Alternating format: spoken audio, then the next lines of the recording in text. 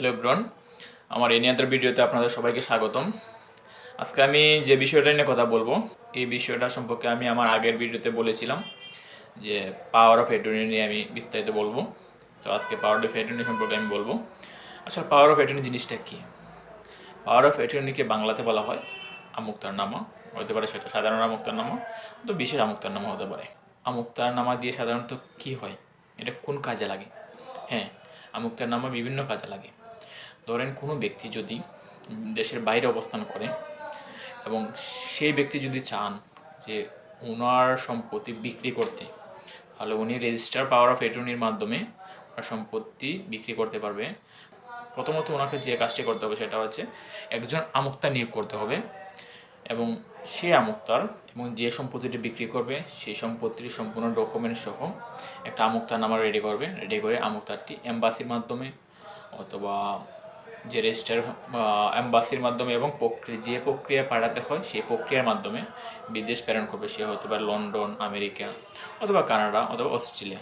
যে দেশে থাকবে ব্যক্তি সেই দেশে প্রেরণ করবে। প্রেরণ করার পরে সেই ব্যক্তি এটা রিসিভ করার পরে সেটাকে সাইন করবে, তার যাবতীয় যে কার্যক্রম করতে হয় বা করা লাগে সেগুলো করবে। করার পরে সেমভাবে সেই ব্যক্তি এম্বাসির মাধ্যমে আবার বাংলাদেশে প্রেরণ করবে। প্রেরণ করার পর ব্যক্তি এসে জেলা প্রশাসক কার্যালয়ে জমা দেবে এবং জেলা প্রশাসক কার্যালয়ে জমা দেওয়ার পরে এখানে কিছু একটা প্রক্রিয়াধীন আছে, অনেক কিছু আছে, সেটা বললে অনেক লম্বা হয়ে যাবে ভিডিওটা, নাই বললাম। তো এই জেলা প্রশাসক কার্যালয়ের মাধ্যমে সেটা যাবে রেজিস্টার অফিসের মাধ্যমে যে কাজ শেষ করার পরে যখন যেটি রেজিস্টার হয়ে যায়, দেন যে স্পেসিফিক ল্যান্ডের জন্য পাওয়ার অফ অ্যাটর্নি দেওয়া হয়েছে শুধুমাত্র ওই ল্যান্ডটাই বিক্রি করতে পারবে, অন্য কোনো ল্যান্ড বিক্রি করতে পারবেন না। হ্যাঁ, এখন তো আমরা দেখলাম একটা বিষয় যে পাওয়ার অফ অ্যাটর্নির মাধ্যমে একটা ল্যান্ড বিক্রি করা যায় বিদেশ থেকে। পাওয়ার অফ অ্যাটর্নিতে আরও অনেক কিছু করা যায়, যেমন সেটা হতে পারে ধরেন কোনো ব্যক্তির নামে মামলা হলো, এখন সিভিল মামলা, ওকে, কারণ ক্রিমিনাল মামলা আসলে পাওয়ার অফ অ্যাটর্নিতে হ্যান্ডেল করা যায় না, শুধুমাত্র সিভিল মামলার ক্ষেত্রে।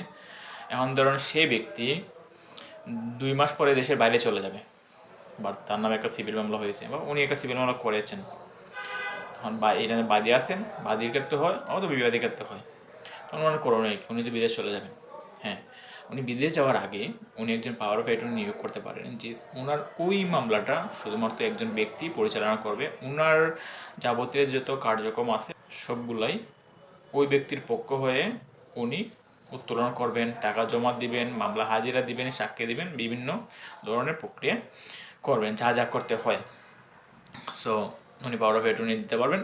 হ্যাঁ, পাওয়ার অফ অ্যাটর্নি সাধারণত মামলা পরিচালনা করার জন্য যে পাওয়ার অফ অ্যাটর্নিটা প্রয়োজন হয় সেটার জন্য জেলা প্রশাসক কার্যালয়ে জমা দিতে হয় না, অনেক কোনো এমন কোনো কিছুই করতে হয় না। জাস্ট একজন রোটারি পাবলিকের মাধ্যমে, রোটারি পাবলিক করলেই সেই পাওয়ার অফ অ্যাটর্নির মাধ্যমে মামলা পরিচালনা করা যায়। হ্যাঁ, পাওয়ার অফ অ্যাটর্নি করতে গেলে কত টাকা খরচ আসতে পারে? সাধারণত এটা আসলে নির্ভর করে একজন অ্যাডভোকেটের উপরে।